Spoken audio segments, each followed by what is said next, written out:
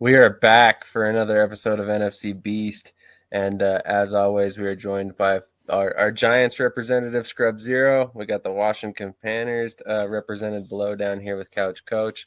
How you guys doing tonight? Doing all right.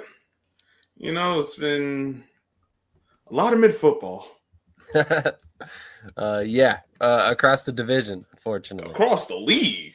That It is ain't just the yep, division. that is fair. That is fair. Couch Coach, how are you doing right now? Yeah, I'm here, man. In the great words of Joe Namath, I don't care about the Commander just struggling, but I'm here, man. So. That is fair. That is fair. We might as well start right there. Obviously the big news coming out of this past week is the pretty brutal injury that occurred with Jaden Daniels. So we'll just kind of go ahead and kick it off with that conversation right away. I mean, everybody's seen the picture at this point. His arm is quite literally bent the wrong direction. Quite insane to watch in real time. And then really kind of see it slowed down at the moment. It was brutal, quite frankly. And we were talking before we got on camera here that he has actually not been placed on injured reserve, and he may not need surgery. So, Couch Coach, I mean, why don't you kind of give us your reaction to your initial reaction to the injury and how you feel now that the news has come out? I think the initial reaction was just like, here we go again. It's the classic case of taking 2 steps forward and then taking 6 steps back.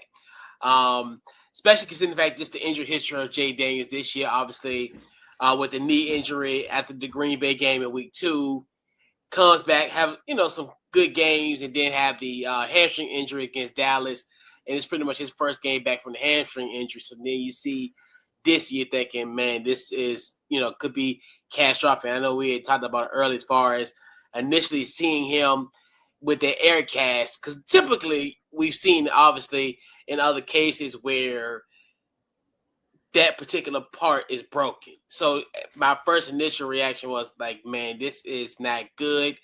Luckily, the MRI and the X-ray results came negative, so that was another good sign. And then, like I mentioned to you guys about as far as them not putting him on the IR. So pretty much it's going to be a week-by-week basis. They'll reevaluate after the bye week. So it's one of those things where it's very optimistic. So it's not like situations like, oh, my God, he's going to go into a potentially his third season rehabbing instead of training and getting himself better. Even though it was his non-throwing arm, but you look at those injuries and you're like, man, that could have been very catastrophic. So to me at this point, crisis aborted, and very, very lucky that it wasn't as bad as that it looked initially.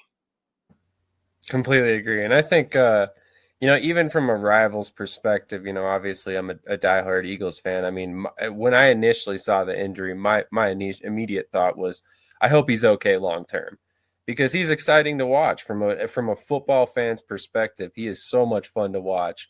Why would you want to see a guy like that injured, especially long term?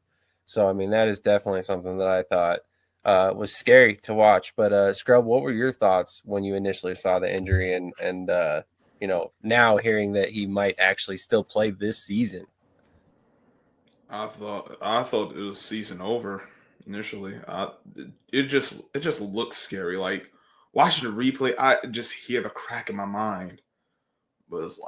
But to hear that he could be back this season, that's good news. I wouldn't rush him back. I think that's kind of what's led him to that injury, because they lost faith in Marcus Mariota. They didn't trust him enough to say, all right, we're going to make sure our franchise quarterback gets right. We'll trust in Marcus Mariota whether we win or lose. And I thought it was a situation that could have been avoided. I'm just glad the young man doesn't need to have surgery on his arm. Absolutely, completely agree. Some other injury notes. from Washington in particular. Apparently, Terry McLaurin missed practice all week. Javon Kinlaw didn't practice Friday. Eddie Goldman, Tyler Owens, Quan Martin, all questionable. Couch Coach, any of those guys on that list in particular that you're particularly worried about not having this week? I mean, I think the obvious one's probably be Terry. He's going to be out, and especially when you're going against. He was very effective in the game that we played in the divisional round against Detroit last year. So now you're looking at that, and then obviously that's going to be a really interesting. Like we were talking about, I think a lot of guys. I think potentially, obviously, we're going to be without Luke McCaffrey.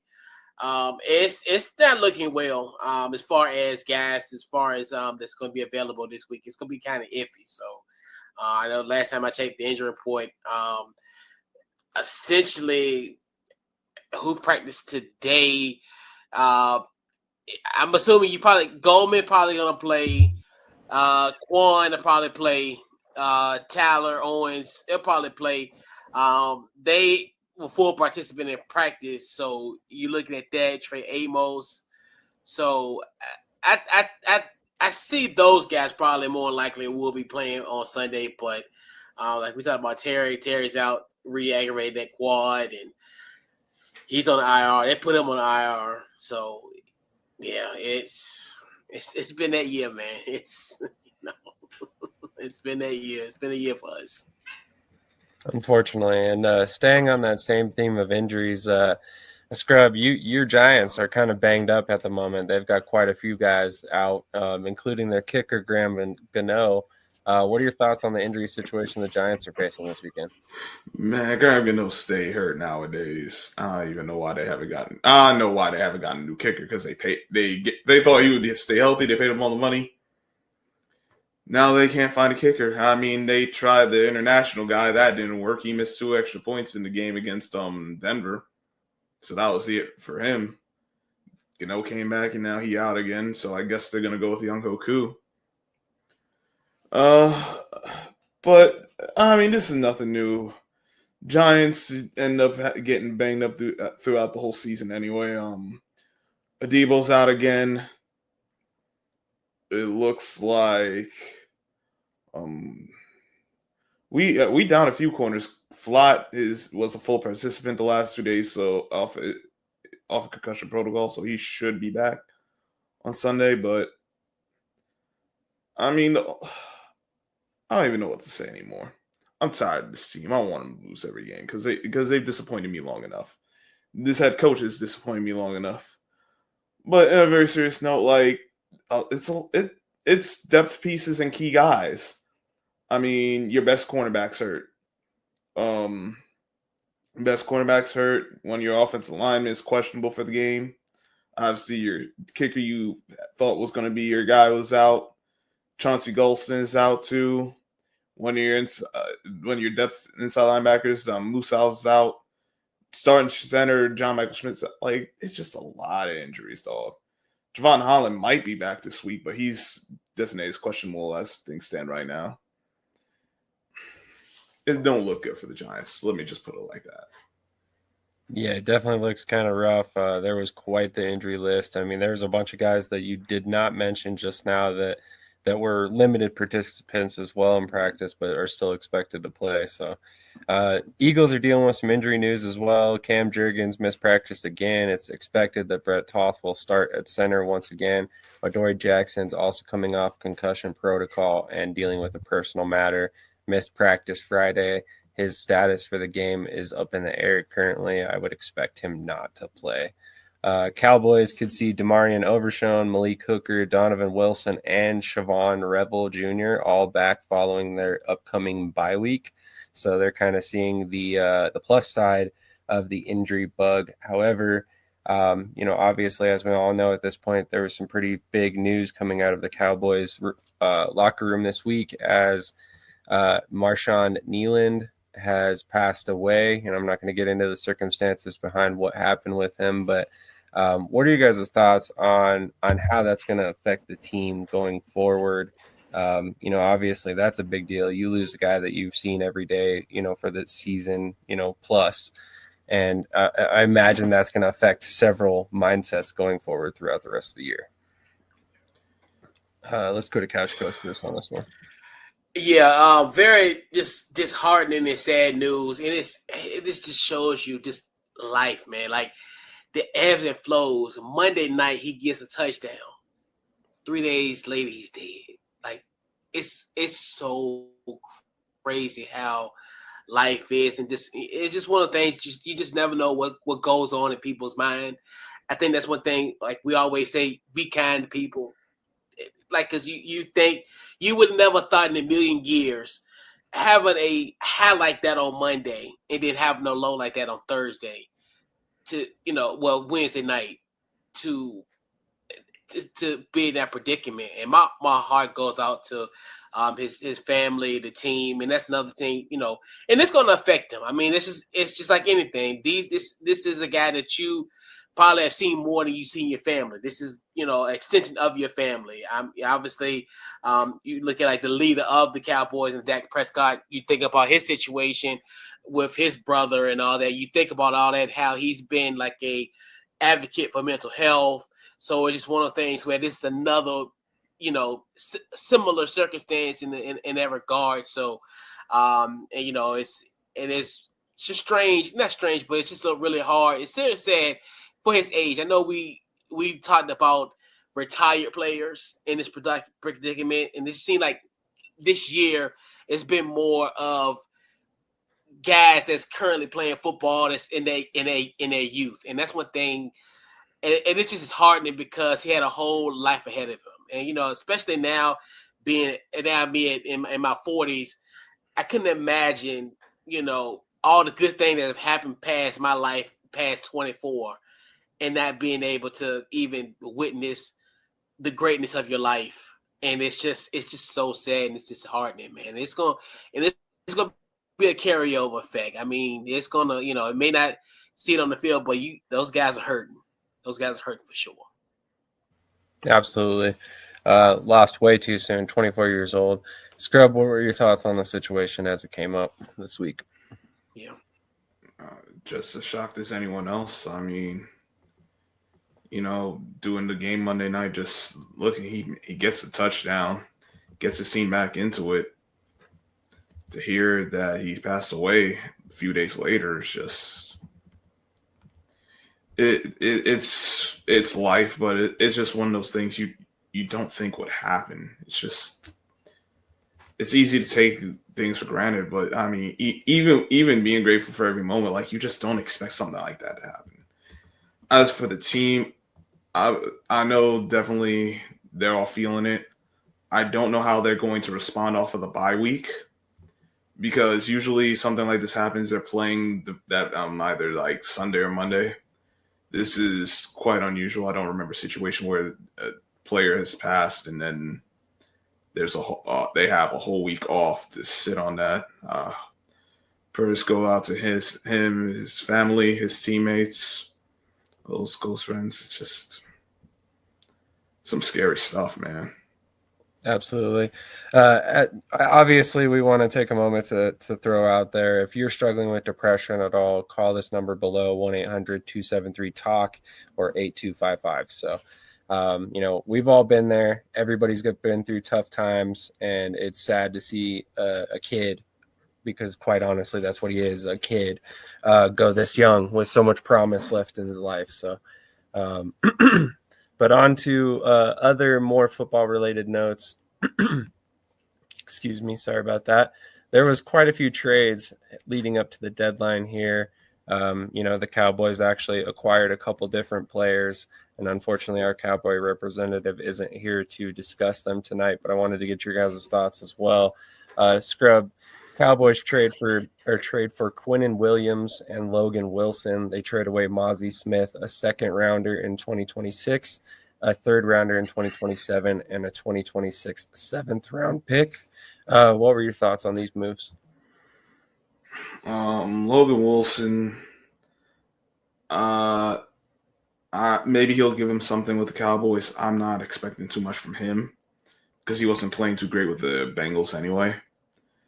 Like, I mean, sometimes a player just needs to change the scenery after a while. So we'll see if he's still got anything. Quentin Williams' move was a good move.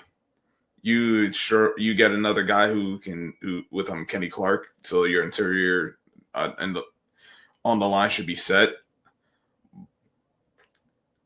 But you're still missing, especially now that Dante Fowler injured.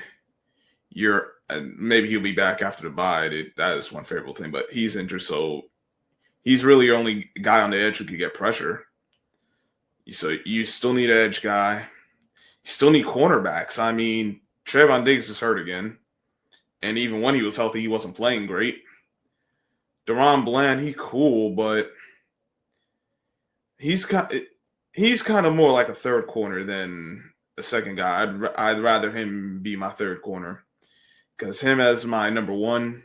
Well, we saw what Marvin Harrison did when broke his ankles. It was like, oh! Which is very funny to see, but it was like, it's good, but it's not good enough. And that's kind of the story with the Cowboys. They can make a good move, but they don't make that key move that will solidify them. But I mean, all things considered, they could have done worse. They could have sat pat, did nothing, and it'd be worse off than what it is. So take what you can get, I suppose. That's fair. That's fair. Couch Coach, what are your thoughts on these moves for I agree. Like, as far as that, getting Quentin Williams wasn't I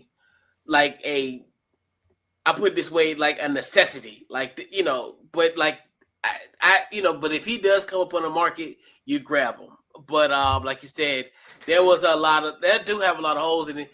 But the thing about it is, where is this a move that will, quote unquote, their team that needs more than just that one integral part? Like, most times when we in this trade deadline, it's almost like, okay, we got to plug in one spot, but obviously they have multiple holes to be plugged. So I do like the move again, Quentin Williams, and I guess it's just one of the things where I think they're maybe in the 2026 business. Hey, we got somebody that's going to be productive going forward for this team. It's not like he's the missing piece. He'll be a great piece for this team going forward. So, and then like I said, Quentin Williams don't come on the market every day. So, I mean, why not try to grab him?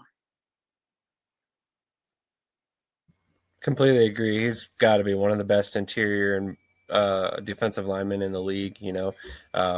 49 plus sacks as an interior defensive lineman is a pretty hard thing to come by for sure. So, in other news, obviously the Eagles have acquired a few players. They kind of made a trio of trades in October and November, acquiring linebacker Jalen Phillips for a 2026 third rounder. They also brought in defensive backs Michael Carter from the Jets and Jair Alexander from the Ravens. I'm not going to lie, I was pretty excited about the Jalen Phillips move. I also like the Jair Alexander move. I'm not the biggest fan of Michael Carter II, but I also do understand that we needed depth at the secondary. We obviously have had a ton of injuries there recently. Adoree Jackson, we mentioned before, is going to end up not playing this week, and we've also just have struggled opposite of Quinyon Mitchell, and with DeJean playing safety, we haven't had anybody that could step in there at cornerback to kind of fill that hole. So I'm glad to see us bringing in some defensive backs and staying aggressive and trying to stay atop the division, but I wonder if we brought in the right guys. So we'll see moving forward. But I wanted to ask you guys as well, for each of your teams that did not make a move, obviously, Couch Coach, you guys are coming off the injury to Jaden Daniels. Do you think that weighed into their decision to not go out and acquire anybody for the trade deadline? Yeah, I think it's just one of those things where you kind of caught in a situation. Obviously, last year we were actually buyers, obviously, with Marshawn Lattimore now, who towards ACL. But anyway, let's leave it alone. But you see how they were looking for like a few pieces of weight to make to make a run. So at the time last year, they looked at, hey, we are within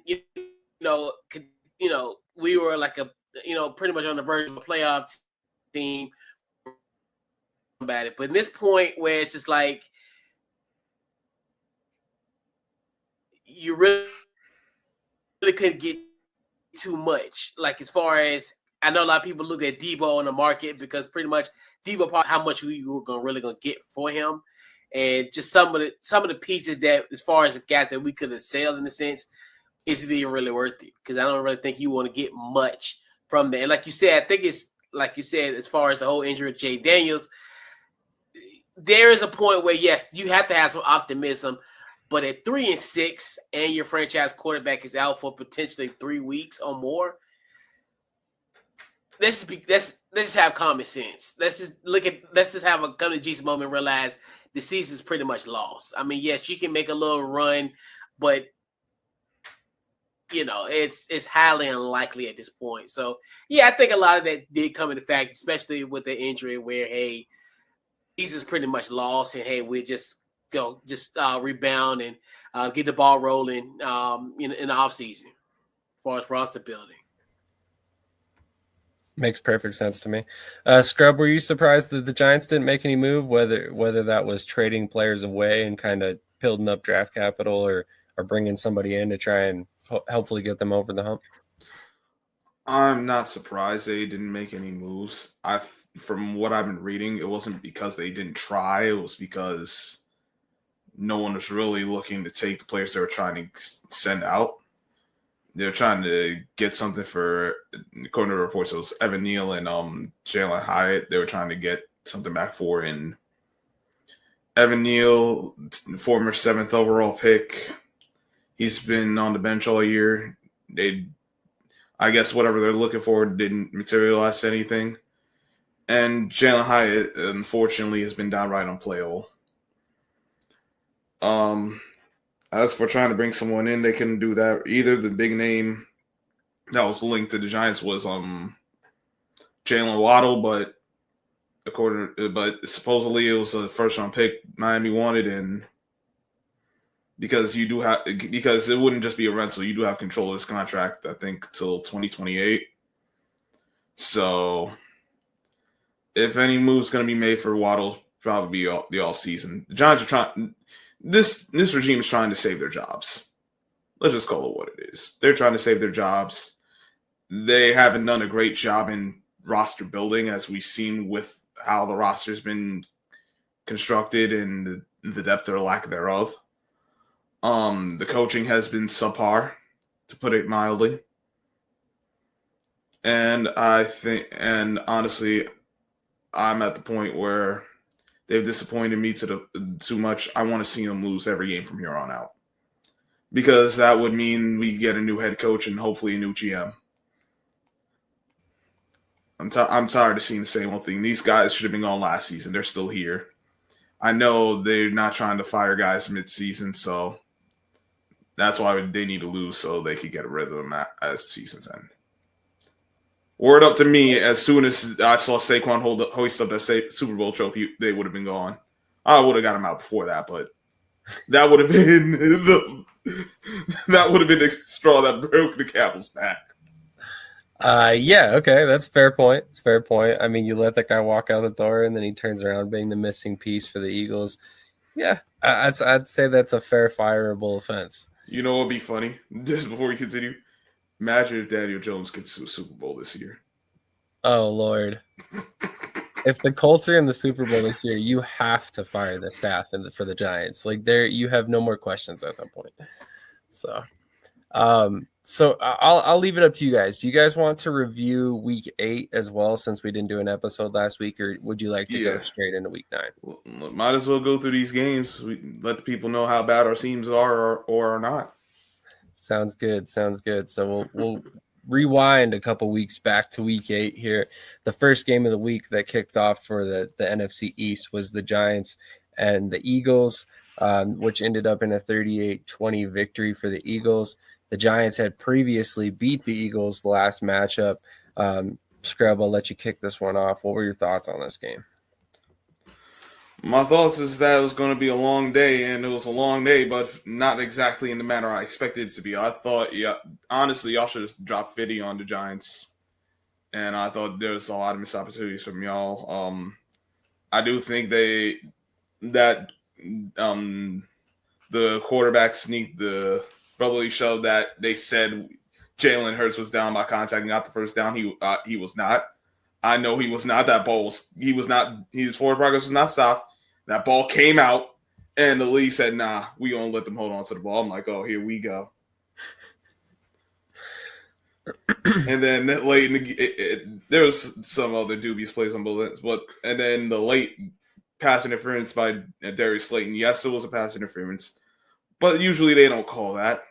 And then I remembered, oh yeah, that's right, you're Darius Slayton.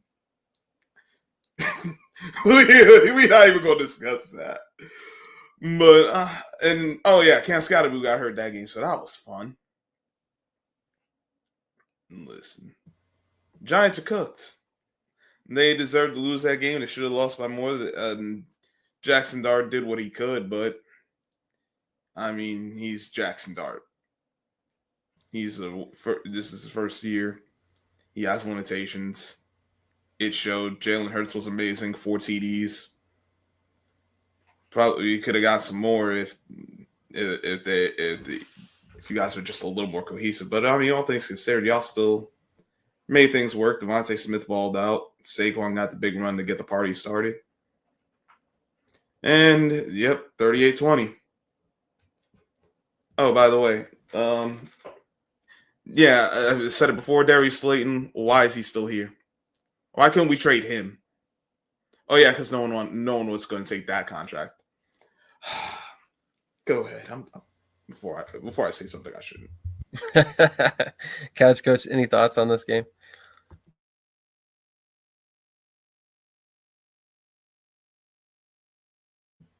I think you might be frozen again. Oh, dang, they got Couch Coach? No. We'll see if we can't get him back on. I've seen a lot of jokes about the government shutdown affecting Washington. Maybe it's also affecting Couch Coach's internet. We're not sure. But but looking back at this game, I think from an Eagles fan's perspective, one thing I was very encouraged by is the fact that we were able to see the run game get going. We've been hearing about it all season long. Saquon this, Saquon that. He's not doing what he did last year. Well, yeah, of course he's not, because defenses are loading the box and preparing for Saquon because they know he's the focal point of the offense now. So this was one of those games where it worked to our advantage. The Giants loaded up the box. They ran 8-man fronts, I think 30+% of the time, if I remember the statistics correctly. And Saquon and Tanks Bigsby were able to get to the second level on several occasions. And when they did, it was off to the races. And that was the whole difference in this game, in my opinion. Like you said, we missed a lot of opportunities to score more points. And if we had, hit those opportunities, maybe this game looks a lot different. But, if not for those big runs by Bigsby and Barkley, I don't think we actually come out of this game with a victory. We were just lackluster more often than not in this game, and it was hard to watch at times. We just left the opening for the Giants to come back into the game, and they kept themselves around all game long, and it wasn't until like the fourth quarter where I really felt that we kind of put it away and separated ourselves finally. But Couch Coach, any thoughts on the Eagles-Giants game?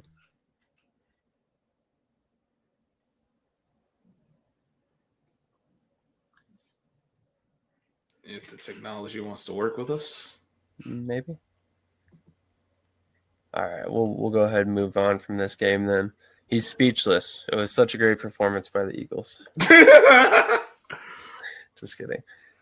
So moving on to the Commanders and the Chiefs game. Uh-oh. All right, we'll see if we can't get Couch Coach back. We'll apologize on this one. He's been having a bit of difficulty all night. Absolutely. We'll see if we can get him going. But moving on to the Commanders and Chiefs game, Cowboys and Broncos game. The Cowboys lost 44-24. Bo Nix balled out in this game, 19 of 29, 247 yards, 4 touchdown passes. J.K. Dobbins went over 100 yards. Troy Franklin, 2 touchdowns on the day. What were your thoughts about Dallas losing to Denver and then moving to 3-4-1 on the season so far?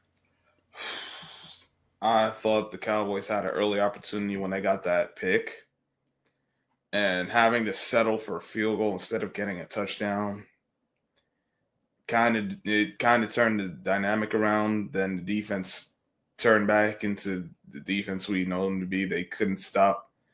They let the Broncos get outside way too much on the runs, because that's a lot of what I saw was beating them up. And then later on inside, they were getting gashed too. Bo Nix, Bo Nix is a one-read quarterback. But when you're unable to get pressure on a one-read quarterback, when you're unable to take away his first read, you make him look great. And he did a good job of taking what was available, and the receivers kind of had a party on them. I mean, Troy Franklin, 6 for 89, 2 TDs.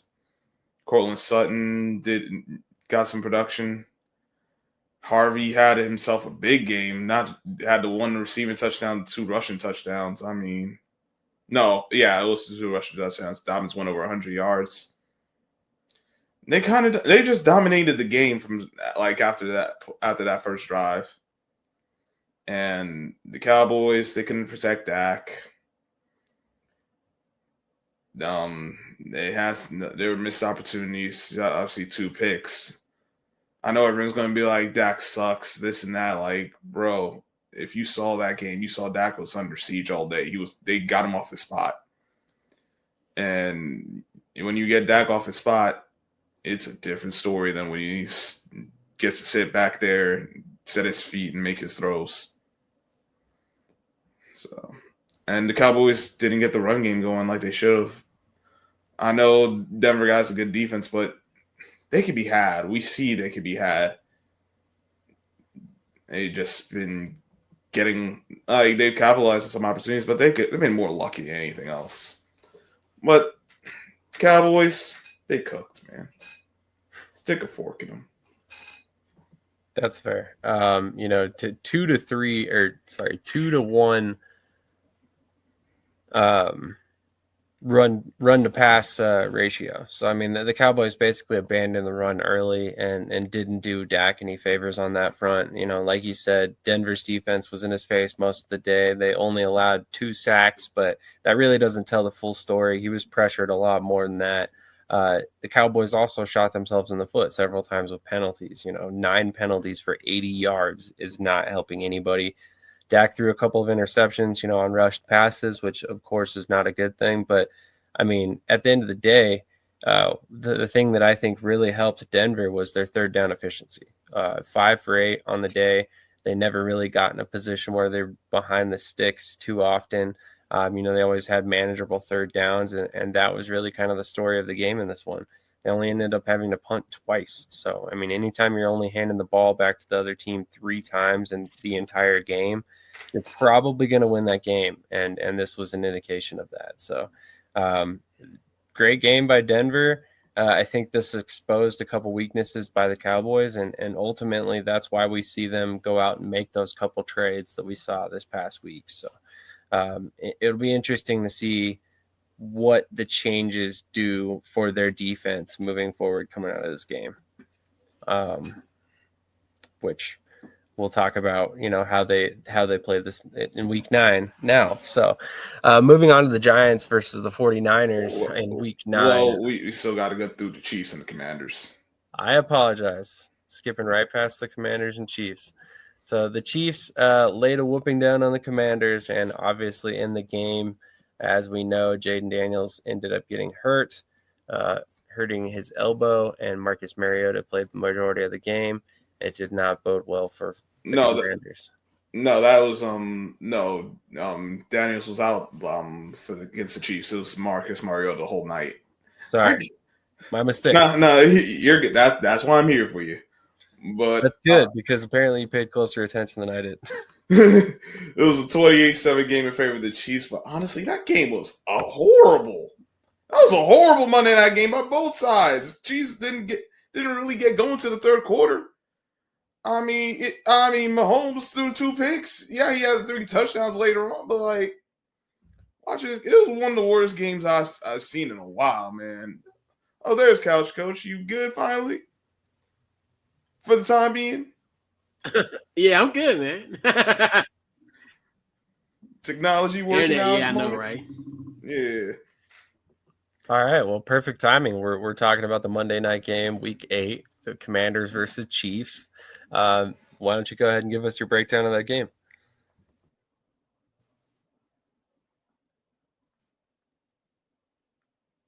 Dang, I don't want Couch Coach to speak anymore. Yeah, apparently the internet, every time I ask him a question, they're just like, nope. You don't get his opinion. Oh, it was crazy. And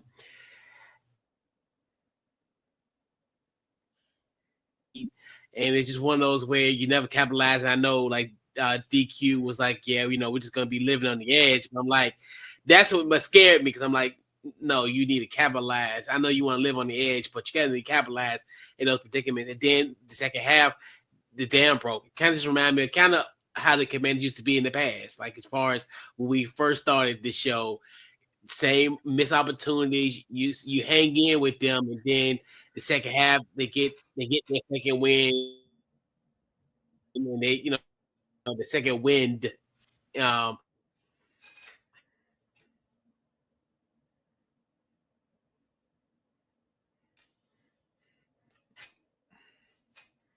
Looks like whoever's doing the sabotage got their second wind, and then got Coach. Oh,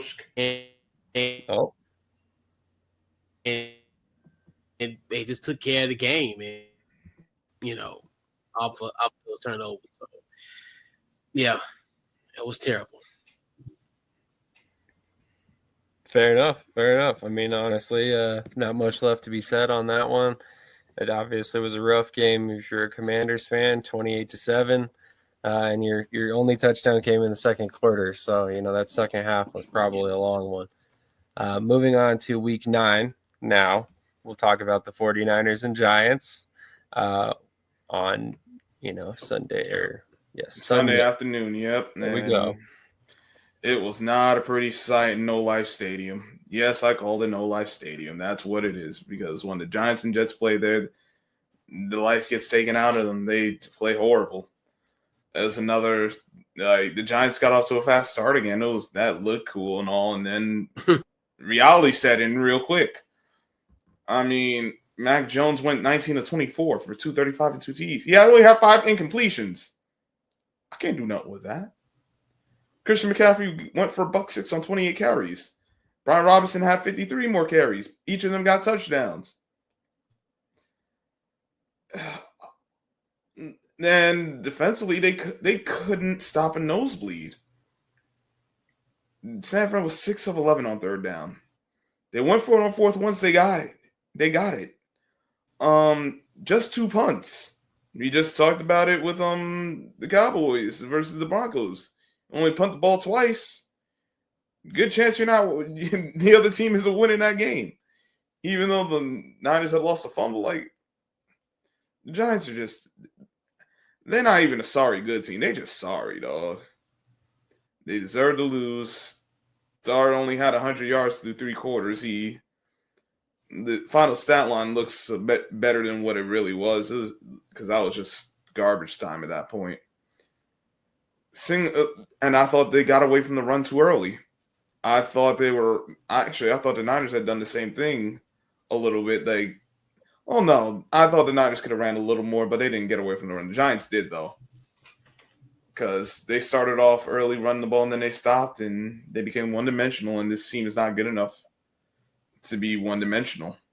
Darius Slayton then had 5 for 62. That looked good, but there's a lot of missed opportunities he had because he's a sorry good dude.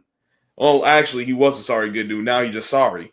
Wanda Robinson, 9 for 46, but all that was short work. They didn't let him get behind him and with the run after catch or even a busted coverage. Theo Johnson missed a lot of opportunities too. I remember he had 2-3 drops. And then defensively, just get up. Can the Giants get it? Can the Giants set the edge? Can the linebackers fill their gaps? Can they get off the field? Can they be a competent team? You said if you answered no to all those things, that's how you got to 2-7.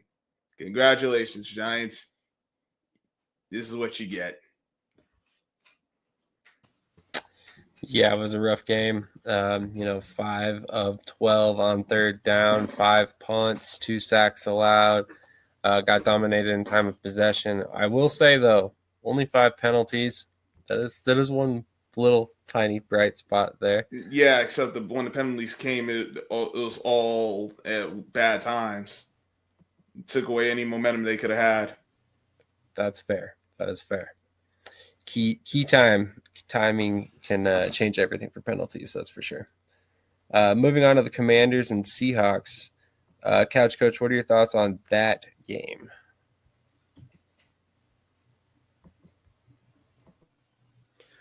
Yeah, Scrub pretty much illustrated that one. Yeah, it was, and shout out to Mac Jones, man. Mac Jones yet again is got a third life in San Francisco, but yeah, it's been a rough season for this team. But he obviously had some, but yet again, just a little scrub. Like, look, I'm ready for a full house.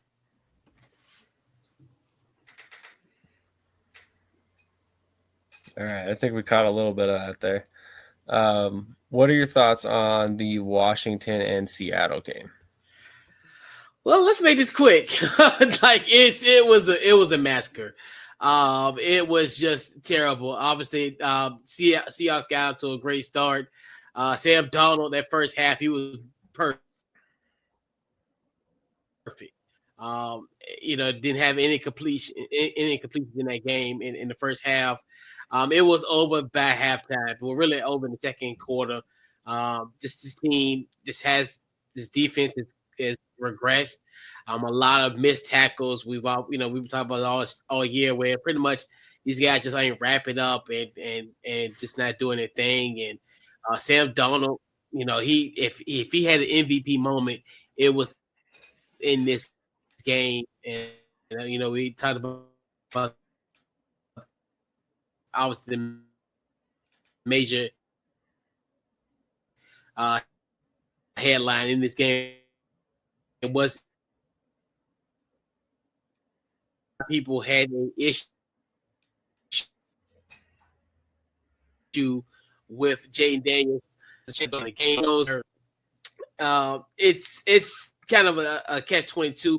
I definitely think he shouldn't have been in the game, but that was a drive that when they were driving and they were in position to score. So I get it, but then it's one of those things where it's just like sometimes you got to admit that, hey, we're down 31. We're not coming back. Save this quarterback, live to fight another day. And that's one thing too with DQ. He'll learn, and it's a learning process with him as well. But it was terrible. And this kind of is crazy going into the season. This is kind of one of those games I looked at as a barometer because I always looked at Seattle and Washington were kind of like two playoff teams, like as far as teams that could be jockeying for position in NFC. Only one team is jockeying for position in NFC after this game, and it's the Seattle Seahawks. And man, I can't wait till the 1 p.m. kickoffs next year because our prime time schedule is going to be really, really light next year. So looking forward to 1 p.m. kickoffs next year. Man, I wouldn't speak so grimly. You still got Jaden Daniels. Let's hope he comes back. If not this year, next year, completely healthy. But man, I'll speak grimly. You and the dang on Cowboys cost me in fantasy. Dang it!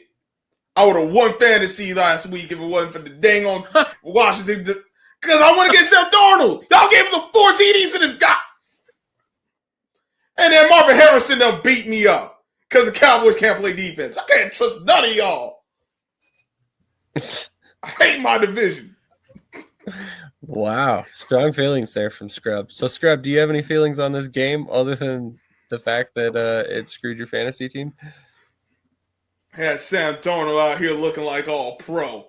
Told people about this average roster that Washington got. I knew it was gonna come back to bite him. It didn't hurt him last year. It came back this year. Actually, it did hurt him last year. It just hurt him in the championship game.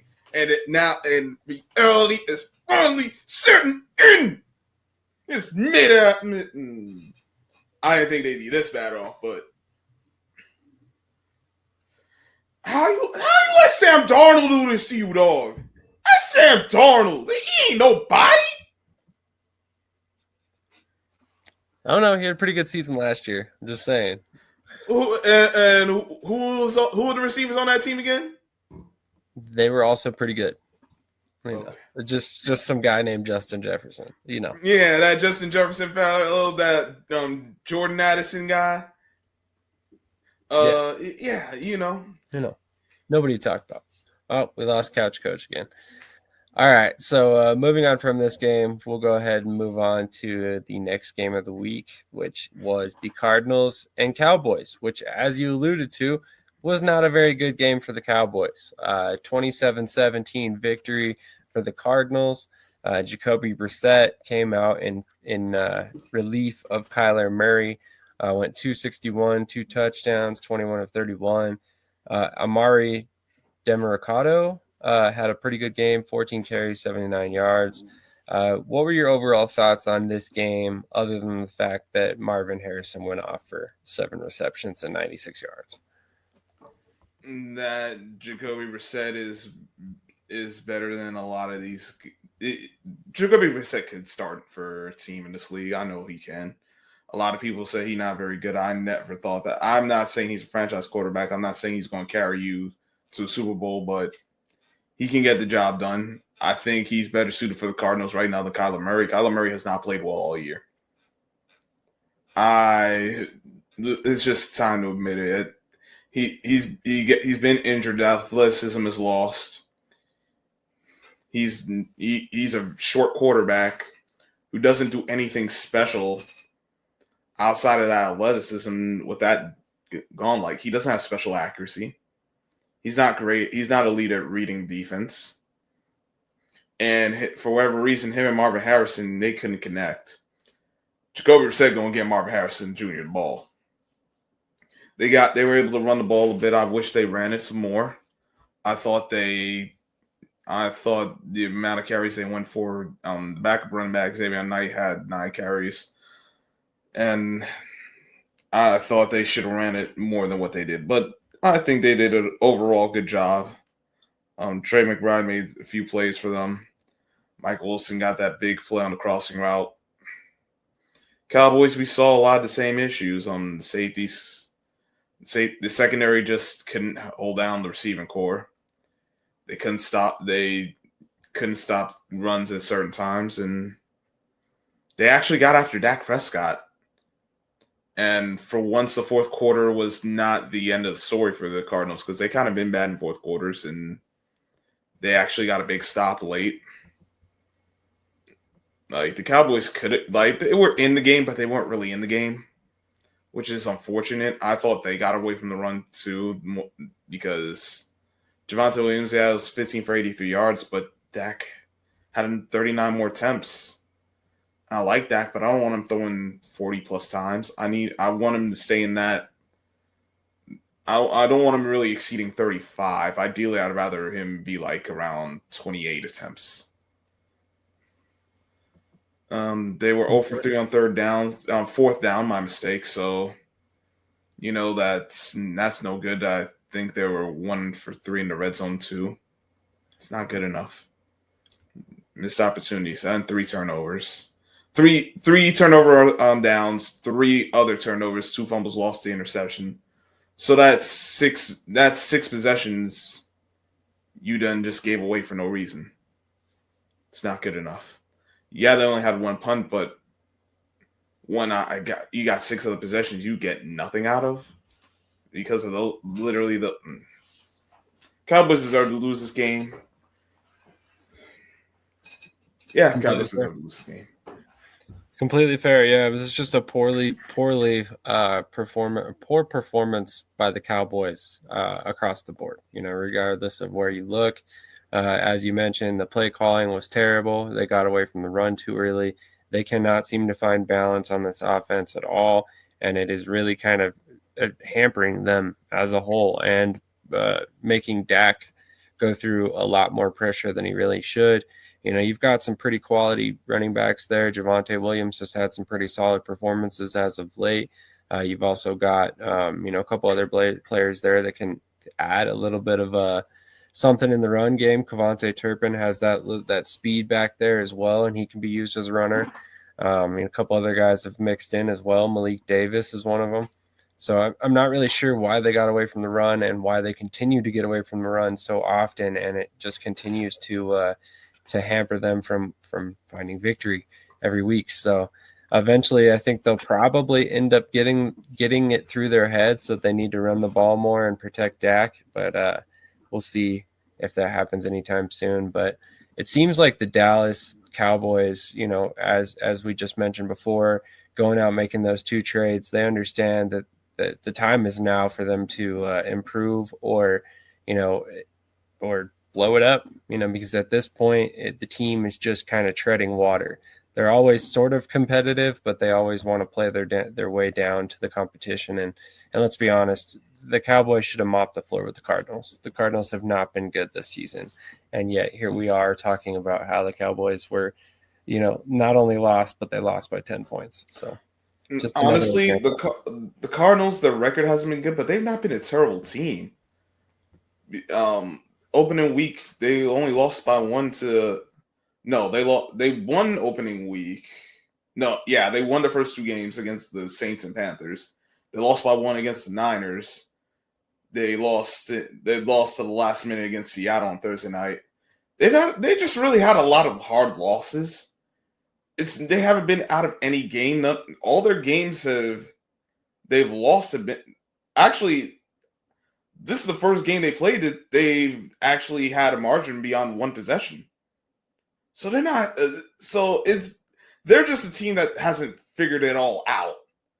But this wasn't a team that was that the Cowboys, like the record. You think about how the Cowboys offense play. You like sure, but look at the Cardinals. They really haven't been out of any games. Their defense has been solid for the most part. It's just closing out games. That's been their issue. You're not wrong. You're not wrong. And unfortunately for the Cowboys, they were able to close this game out. Yeah, exactly. And I think that's kind of where I had thought that Dallas would have the upper hand in this game. Simply because you look at the Cowboys, which are realistically a more veteran team, you would think that they're going to pull through in a situation like this where the 2 teams are semi-evenly matched, but apparently not so much this week. So we'll see, man. It seems like the Cowboys are kind of finally hitting rock bottom, but I always think that, and then they seem to rebound. So there's a lot of time left this season. They could still find a way to sneak their way into the playoffs, depending on how the rest of the year goes. Well, they better figure it out soon. They're already at 5 losses, and we're at week 10. They got 8 more games. Yeah. It's they need to figure it out right away. And I mean, this upcoming week they've got a bye week, so they can hopefully get healthy, and then move into the home stretch of the season and hopefully find a groove the rest of the way if they intend to make the playoffs this season. But we will get into some mid-season awards for our teams. I figure we might as well just do the Giants and the Eagles since we're the only 2 here at this point.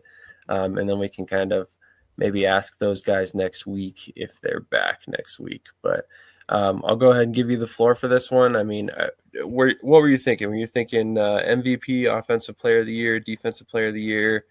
Yeah. Rookies? Yeah, that's kind of where I was going with that. Okay, cool. Go ahead and give us your lineup for the Giants. Which is hard because the Giants have just been that sorry, but MVP would probably be MVP and defensive player would probably go to Brian Burns. He's been the most consistent guy by far. It hasn't even been close. Offensive player, It'd be Wanda Robinson by default. Cam Scatterboo has been hurt. He's missed some time. Plus, he didn't early on. He wasn't getting playing time. Jackson Dart has been too up and down, and no one else has really done anything consistently outside of Wanda Robinson, whether it be because of health or just quality of play. Rookie of the year, I guess it would have to be Jackson Dart. Nah, I'd probably still pick Scatterboo, but you could pick either or. It just hasn't been very good for the Giants. I guess Abdul Carter has to say too, but like he's making an impact. He just hasn't had the production to go with it. It's fair. It's fair for sure. Oh man. I'm not gonna lie to you guys. I was not super prepared for this particular topic beforehand, but if I'm going with MVP, I think it has to be Jalen Hurts right now. There just really hasn't been somebody who's standing out outside of. Actually, I take that back. Dallas Goedert. Let's do Dallas Goedert. Dallas Goedert's in the midst of a career season. He has never scored more than 5 touchdowns in a year. He's already got 7 this year in 7 games that he's played.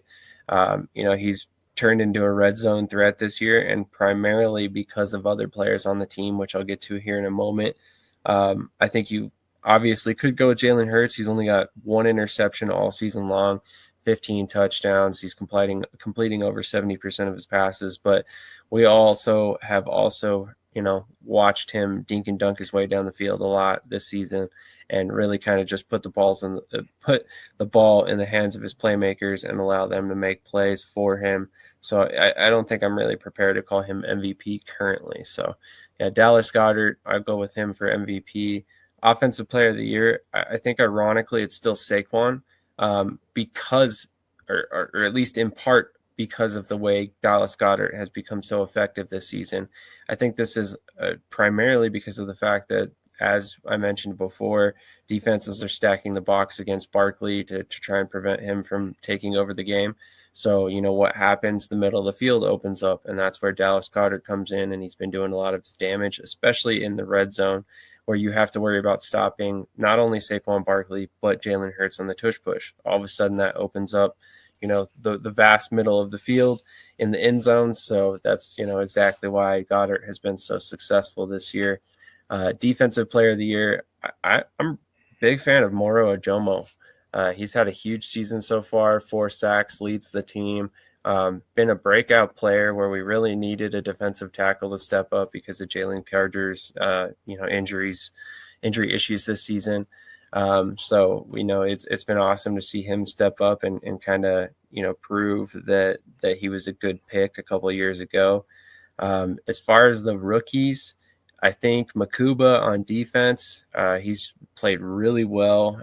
Really stepped into that safety spot and done a lot of really good things. And I think he's played really well this season, and it is only going to get better as the years go on. On offense, I mean, there really hasn't been a ton of rookies involved.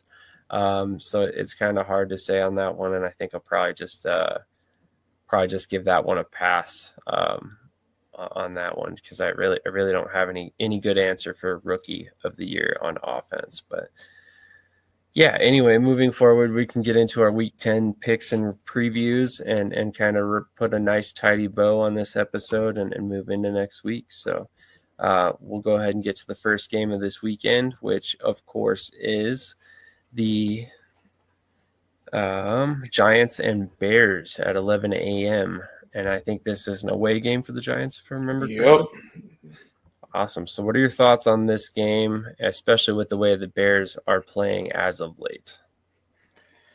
The Bears, they've been very up and down. They'll have moments where they're amazing, and they'll have moments where they just have you scratching your head like, why the heck are you guys here? My concern with them is that they haven't pieced a complete game together. Be that as it may, they've looked a lot better than the Giants have. I don't think the Giants defense is going to be able to hold up. Like all the Bears need to do is go for like a 7-minute stretch where they just start getting some big plays. It'll be over for the Giants. The Giants don't have the kind of team to come back. So yeah, I got the Bears. This is not betting advice.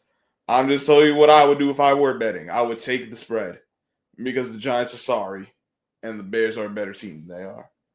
I've seen this Giants team too many times. I would take the spread. That's just me, though. You know what? I would second that. And again, we don't necessarily condone this as betting advice. But hey, by the way, if you are going to bet, check out BetUS, which happens to be a sponsor.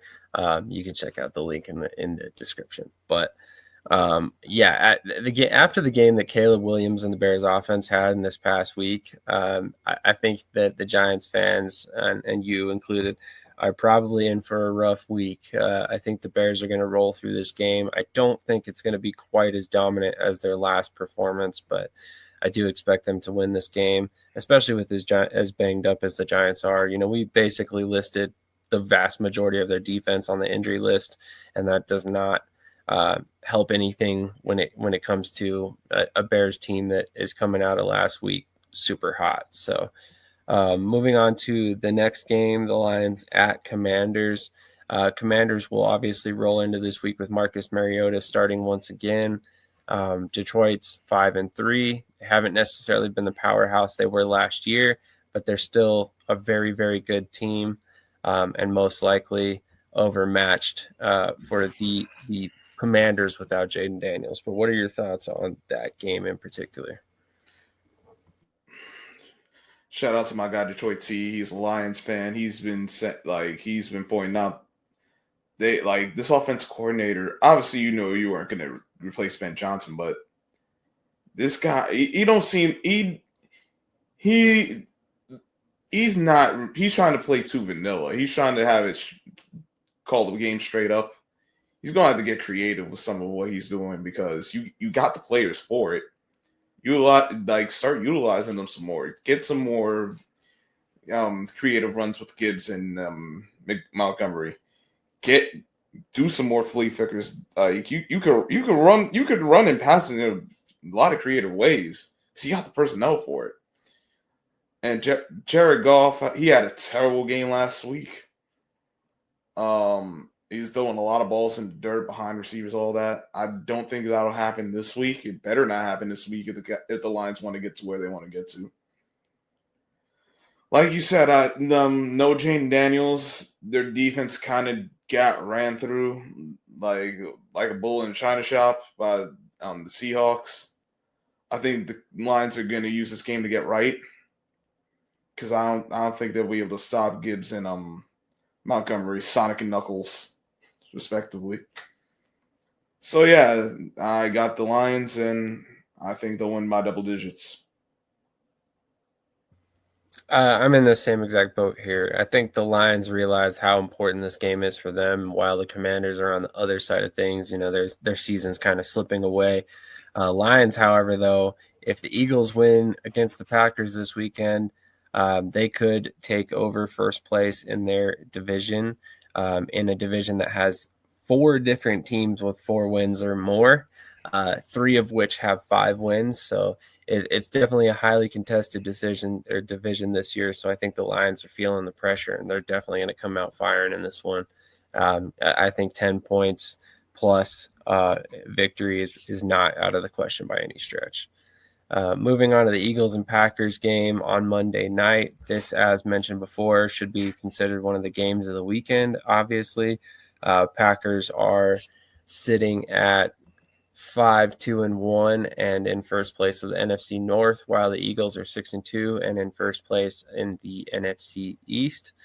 So yeah, great. This should be a great matchup. What are your thoughts on this game in particular? Can Jordan Love knock off the Eagles? Can he? I think the Packers can win this game. I get the feeling that they won't, though. Like the Packers Packers, much like obviously the Packers finished third in their division last year, and they had that tough stretch of some games down the stretch, but they're not a bad team by any means. But they're missing something. It's not just the fact they kind of lack a number one receiver. They get too pass happy. Sometimes Jordan Love gets in his own way, tries to play hero ball instead of just taking what's there. Defense has been up and down. I don't know, and you know what it is? The Packers play their competition. They play to the level of their competition. Or at least the projection of the level of their competition. So, against the Panthers last week, a lot of people don't think very highly of the Panthers. We saw how that game ended up. They looked bad. They lost. We saw it against the Browns. They played down their competition. They lost. But early on, when the Commanders, you think, all right, the Commanders are going to do something, they kind of handled them. They got the tie against the Cowboys. I thought they rested on their laurels a bit in that game too. They beat the Steelers. They were solid against the Steelers. But I'm still waiting. Outside of the opening week, they haven't really had that complete game where you're like, yeah, Packers are really here.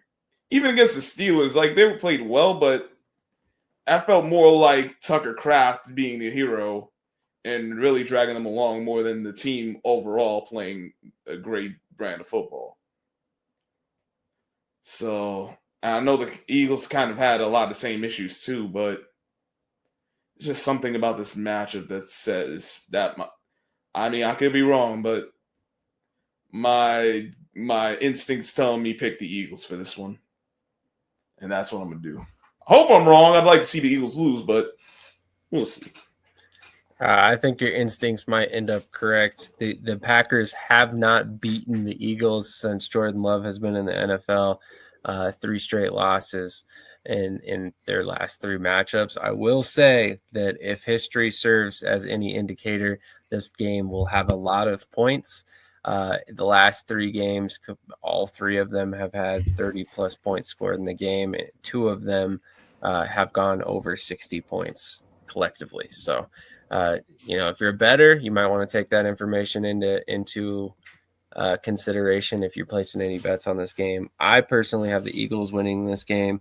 I do think it's going to be a close game. The Packers are probably one of the best teams we've faced so far this season, and they are probably one of the most complete teams as well. They can run it, they can throw it, they can play defense with the best of them. So I am a little worried about this game, especially because I think the Eagles have shown flaws all season long, and they haven't yet played a perfect game. So I definitely have concerns about their ability to go in and beat the Packers in their house. But it's Monday night. Typically, we tend to play the best when the brightest lights are on. So we'll see if that holds true and they can make it 4 in a row against the Packers and keep a undefeated record against Jordan Love so far in his NFL career. If the Packers are going to win this game, they're going to have to run the ball. Matt LaFleur, I know he's a passing guy. You're going to have to park that passing game and just use Josh Jacobs, dog. This is ridiculous. I'm tired of these teams not utilizing players that are on their team. You have a good point. Josh Jacobs,